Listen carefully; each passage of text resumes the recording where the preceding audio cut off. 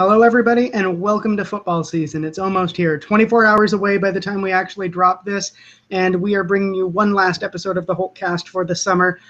Jack is busy out somewhere in the wilds of Western North America, somewhere between California and Canada. I'm not exactly sure where, but we wanted to make sure to bring you an episode anyway, so we are bringing on for his Holtecast debut, James Rushton, making his debut. Welcome on, James. Thank you very much. It's a pleasure to be here. Yeah, we're glad to have you here. Yeah. I mean, I listen to this podcast almost every week when I can. It's obviously being a part of the team, but it's still pretty cool to be on a podcast you listen to. So, yeah. It's pretty weird. Yeah, a bit surreal. We're glad. If you don't know James, you should definitely know his work on the site. He's done some fantastic stuff, including a story yesterday, by the time this drops, that's not uplifting or happy, but a really good story about Villa Park's disability seating. And what did you find in that story? Oh, I don't know where to begin with this story. I mean, it's just on the BBC, just general looking for Villa news when that's not on here. Something bigger might be going on. I saw this story about Premier League letting down their fans, and obviously initial thoughts, it's obviously Arsenal, Chelsea, Liverpool letting them down. No, in fact, it's actually Aston Villa, who are meant to be one of the biggest supporters of their community, but they're clearly failing in one key aspect, and that's letting people who are less able-bodied into the ground. So yes, I felt something needed to be done. That wasn't really what I was thinking when I wrote it. I just wanted to write it, but clearly there needs to be something done, and I hope people getting angry and speaking about it is the first step to that. Yeah, absolutely. I think you found something along the lines of UEFA has a recommended number of seats for disabled people, and Villa are somewhere around 41%, was it? Yeah, I mean, it was pretty hard report to read. I'm no analyst. I can't really differentiate between the statistics, but this quota was set in 2004, and it's 11 years later, almost 12, and Villa are 49% of that quota. Whilst clubs like Swansea are 121%. It's kind of not on, but there we go. Hopefully that can be sorted in the future. I mean, it is a pressing issue, but I'd rather see the club stay up, I think.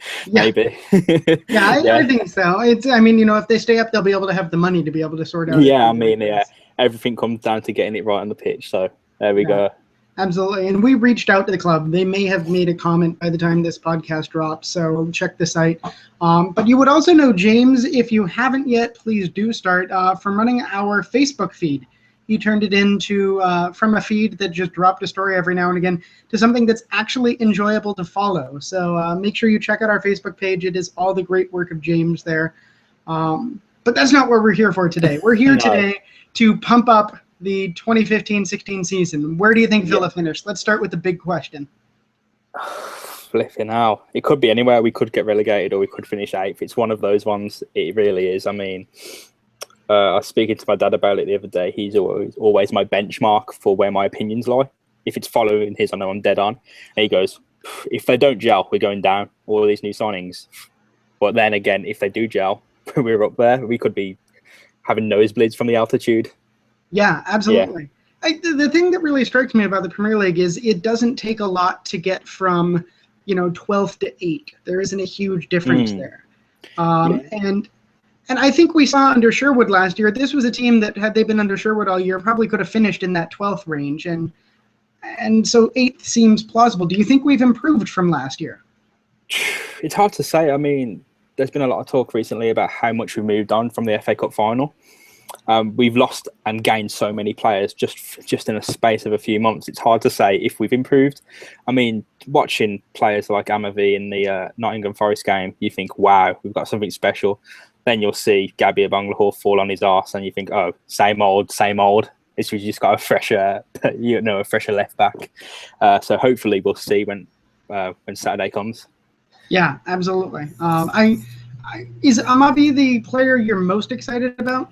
Oh, no, I have to say it's Rudy Gestede. Yeah? I'm really excited about that because you don't know what you got with him, but looking at what he did for Blackburn last year out of nowhere, I mean, he's going to have a better supply at Villa, and hopefully he's a bit unexpected. He can get the drop on a few people maybe that haven't done the best scouting on him, maybe, or their scouting goes on people like AU, So hopefully that can be our surprise package and he can really deliver for us. So I'm really excited to see what he can do. Yeah, absolutely. I've got a story dropping later today in which I make the point that I think Rudy Gestede was someone who was made for Jordan Amavi. Oh yeah, completely. I mean, if Sinclair can get on the end of him, and he's not the tallest fella, is he? And if Gestede's there waiting for that ball to drop in, I'm not sure where he's scoring ends, to be honest. Yeah, absolutely. The one thing I've heard from a lot of other Premier League fans is that they think Gestede is a little bit overrated. And I can kind of see where they're coming from. He's not proven in the Premier League and everything. Do you think his aerial game, that's the part I'm really counting on, his aerial game translating, do you think that's where it's at, or does he have some other skills that could really help us? I've seen he's a pretty good finisher. I mean, he's at the same level as Gabby's finishing, and he's not the worst finisher, is he, Gabby? So, yeah, I think he's all right. I mean, when I watched the highlight video of him, all I saw was this one header, and he comes out of nowhere, and this is like a total computer game header. He hits it from the edge of the box with his head, and it's going at such a pace no one can see it. And if he can pull stuff like that from the Premier for us at the Premier League level, I'm not. Yeah, as I said, I'm not sure where it ends with him. Overrated, I can see that. Yeah, I can totally see that. But who isn't? I mean, Liverpool fans thought Benteke was overrated until he scored for them. So yeah, overrated. Where does that end? I mean, everyone can be overrated. Did you see that Benteke goal, by the way? Yeah, I mean, I'm friends with a Liverpool fan at work, and he was raving about Benteke, and that was the first thing he sent to me Monday morning. Look at this goal, and I was like, well, I've already seen it. I'm a fan of the player. Yeah. Out of this world, yeah. It was, if you haven't seen it, just search YouTube for Benteke Liverpool goal. It was insane. He gave them his best goal as his very first one for them ever. I mean, it was the perfect Benteke goal. Yeah, I think it might have been yourself that said this, but I did see something where it's like, if you see Benteke chest the ball on the edge of the box, something insane is going to happen, and that is the perfect truth. He done it against Manchester United, and he done it against Swindon. I know there's a big gap between them, but still that level. I've just, which when it's going to happen. He's got his tells, if you will, of when he's going to do something insane, and just to watch. And hopefully, I mean, he's gone now, but I hope Liverpool fans do get the enjoyment we've had out of him. So yeah. Not against us though. So. Yeah, exactly. Yeah. I hope he gets injured against us, or lightly injured, nothing terrible. Of course, yeah. Lightly injured before he has to play Aston Villa. Yeah, maybe a bit of a sniffle, Yeah, exactly. Yeah, he's got a cold. He can't play today. Yeah. He's got the Villa Park diarrhea that we had against Arsenal. Oh yeah. So we've got that. We've got Idrissa Gueye. Since the last time we podcast, we added. God, who all did we add? We added Gestede. We added Jose Angel Crespo. Oh, yeah. Who can forget him? I mean, he's one of Villa's most forgettable performers. I mean, so far, he's already been injured, but he's just face. You know him. I mean, you can't forget that image of his face and his beard and, these mannerisms, and he just looks a bit Napoleon Dynamite. And I mean, I can see him becoming quite a Mustafa Salafu fan favourite. So, yeah. Exactly. I think he's going to be one of those players that plays, once every month or so, and fans just love him. Yeah, he might score the odd goal against Blackburn in the FA Cup, and that's him done. His career highlight forever. Yeah, exactly. Antonio Luna getting that first goal against Arsenal and then disappearing forever. Yeah, I mean, he could have played as bad as he did, but that goal against Arsenal sets him up. I mean, you can't hate him after that. That's it. Exactly. So you would say overall this was a pretty successful summer despite losing a few key players? I mean, I've seen some people comment in The Guardian and the big newspaper saying this is probably one of the best transfer windows the club has ever had, considering what we were facing. We were definitely facing losing Benteke. We were possibly facing losing Delph and much more. We possibly faced a team sure we're getting sacked because we didn't even know who would buy the club. And the turnaround he's had, we've filled every hole that we've had in this squad. I mean, and more. Yeah, and then some. We've added creative players. Carlos Hill has stayed. We're keeping Jack Grealish. We've got so much creativity at the front. I'm worried where it'll all go because you'll have to get rid of some of these guys in the future. But yeah, I think it has been, if not one of Villa's best transfer windows, it's been one of the best transfer windows for a club in recent memory. Yeah, especially when you consider how limited Villa have to be financially. Yeah, I mean, they sold Benteke and Delph and managed to get almost a whole entire squad out of those two players of, I wouldn't say equal ability, but definitely within touch and distance of those players. Yeah, I'm not sure if anyone's. I think maybe we found someone of the equal to Delph. No one's going to come Yeah. close to Benteke. Oh no, I think. But there Yeah. was so much improvement in other positions that I think it comes out as a net gain. Yeah, I mean, between Veretout, I'm not sure if that's how you say his name. I haven't heard it yet. Veretout and Gay. I mean, you've got two Delphs there, essentially. And yeah, I'm really excited to look what these guys can actually do. I'm not even sure how we can fit them onto the pitch, if I'm being honest. But yeah, it's definitely looking to be shaping up to be something special. Yeah, there's a lot of potential there. And Veretout, Yeah, whatever. Jordan V. Yeah. Jordan V is sort of almost becoming the forgotten player because we've only gotten to see him for about 40 minutes in preseason. Yeah, I mean, yeah, I completely agree. I mean, it's hard to remember. I mean, there's the memorable players because of their appearance, like Gested and Crespo. There's some memorable players of performance, like Gay and Amavi. And then you got Jordan V on the side, and you're not sure where he quite stands within your memory. But then obviously he'll come onto the pitch come the season and do some amazing stuff. Hopefully, that will get you secure his place in the team. And a player who really wanted to be at Villa. His old club president let him go for cheaper, if we believe the guy. Let him go for cheaper just because Jordan wanted to be at Villa so badly. Yeah, I'm not sure if I fully believe him when he says that, but I'm not. Obviously, the money's not going directly into his pocket, that 10 million, 15 million, whatever. But yeah, I mean, that's quite a statement to make. I mean, Leicester and Villa aren't too far in distance, but they are in that quality of the club. Villa have got a lot more history, a better feeling than Leicester at the moment. They've had a few dodgy months, and we probably won't go into that. I went into if you've read my articles, I've went into that a bit too much. But yeah, I'm not surprised he chose Villa. I'm not surprised the president let him go to Villa. Yeah. Speaking of Leicester, you recently penned maybe my favorite series I have ever seen at the site, Reasons to Hate Every Single Premier League Team. Yeah. Let's dive into this really quickly. Go ahead, yeah. Who do you hate the most? I did say Tottenham yesterday, but I think I've lightened up on that. It has to be Leicester, I think. They have this attitude I don't like. I mean, on the pitch, when you see Matt James square up to Kieran Clark, and you're just a small club. Keep it down. If you stay up, that's good. Just keep your respectability. I know Villa haven't had the best in terms of respectability, in terms of fighting on the pitch and crowding the ref and getting sent off. But what I saw against Leicester made me actually hate them.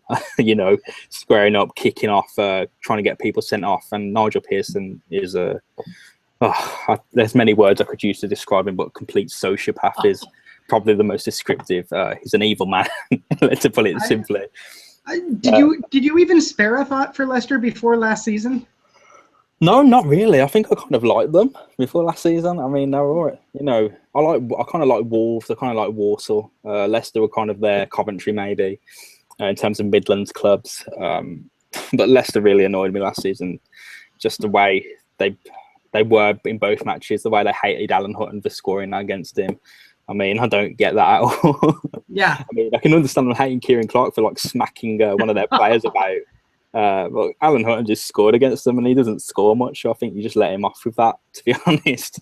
Yeah. No, I'm not sure I've ever had a club go from I have no feelings about them to hatred more quickly than I did with Leicester. Yeah, I mean, I've obviously spoken a lot about my history with West Bromwich, in articles and in my personal life. But to be honest, Leicester, I actually almost hate them as much as Birmingham City. There's no question, because it's that rivalry developed on the pitch, not just because you're close. It is developed on the pitch. I mean, when Leicester and Villa do play, you've noticed over the 3 games they played, it was just getting more and more ferocious until Clark done that astonishing tackle in the FA Cup, and you could tell he was going in for the red card, then he was going to nobble that player. He got away with the ball, completed this amazing tackle. Everyone's furious, and then now we've got this whole storyline going into this season of where will they stand and where will we stand, and we'll be facing off soon. So hopefully there's some fireworks to be expected. Yeah, absolutely.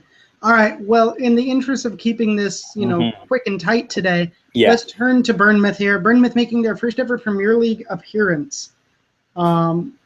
Is this a match that Villa have a hope in hell of winning? Yeah, I mean, they have to. If I'm being completely honest, they have to win this. Otherwise, you don't know where we could end up. come the end of the season, I mean, last season, you're looking at the league table, you see we're 6 points off being in a really good position. This is a 3 points we can pick up that we will need come the end of the season. I mean, we're not sure where we'll end up. So any 3 points that looks like we can get, even if it's a 1-0 win away at Southampton or a 3-0 win at Bournemouth, you've got to take it. And yeah, I think Villa have to win this, and they should be winning this. Yeah, I think there's a really decent chance they lose come next Friday against Manchester United, because we literally can't beat Manchester United. So this is the chance to solidify all the good feeling from the summer. Yeah, put everything into action and say this is what Villa are going to be. Yeah, Villa haven't got the roughest first couple of months. I mean, there is a few dodgy spells, but they need to pick. This is where they need to pick up the points. So, unfortunately, we have got a lot of those new players who do need to gel. So, if we can hit the ground running, we should have an amazing first start of the season to set us up for the Christmas period. But yeah, come Manchester, I can't see us beating Manchester United at all. I mean, we'll just have to go at them, and we'll lose 6-0. But we've got to go for it. I think if we sit back, we're beaten. If we go for it, we're beaten. Just go for it. Yeah, absolutely. So against Bournemouth, who do you put out there? Which of the new players get a run out for you? Verity, Gay, obviously, Amavi, no question. Richards, no question, he's the captain. Yeah, you kind of got to put the captain out there. Yeah, I like how they made Gabby the club captain, because he's not really good enough to be the actual captain, so they made him just this captain. Yeah. But nonetheless, you're the mascot of the team. That's basically what they said to him. Yeah, I mean, I think I wouldn't start Gested. I think I'll keep him as a super sub. Him and Gabby come on in the second half, maybe, if we're 0-0. So you maybe do like an Ayew Kozak up top? Yeah, definitely. That's what I'm thinking. It is kind of like a Benteke Gabby pairing, in the sense that one's fast and a tiny bit skillful, and one's just big and clever and is good with his feet, like Kozak is. Yeah. So yeah, I mean, in terms of the wings, I'd just like to see Hill and Sinclair, maybe just a basic simple 4-4-2.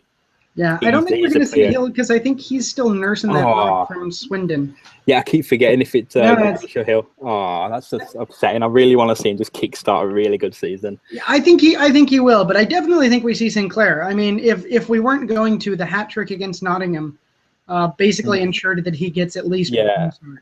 Yeah, I mean, he's just a better Gabby, isn't he, really? He's exactly the same, but he's just a better one. Yeah, he's not quite as pacey as Gabby, but the way Gabby wastes possession, the way he wastes chances, there's no point in all that pace. I completely agree. His first touch is so bad. His second touch is a sliding tackle, not just a tackle. He has to do everything to get it back. At this point, his pace is almost a liability, because it really just means, because we know he's going to give the ball away, it just means he gives the ball away more quickly. Yeah, I mean, he's one of those players, you don't know what you've got. He can end up being Villa's top scorer come, next May, just because of lucky goals, because he's always there in the right place. But starting off, his pace is so bad, it sometimes gets him goals because it just bewilders the defence. And sometimes he ends up booting it into the corner flag because it bouts off his shin pad. I don't see Gabby starting much games, if any, to be honest. He's a super sub at best. And I mean, that's a great role for him, to be honest. Let him start cup matches, maybe. Yeah. I mean, I'd like to see, hopefully, Callum Robinson and a bit of Gested get a few games under them. But yeah, I can't see why he wouldn't start. I mean, he's still got a bit of that. He used to be on the wings with Ashley Young, so maybe there's a role for him there. I can't see that, though, to be honest. Yeah, absolutely.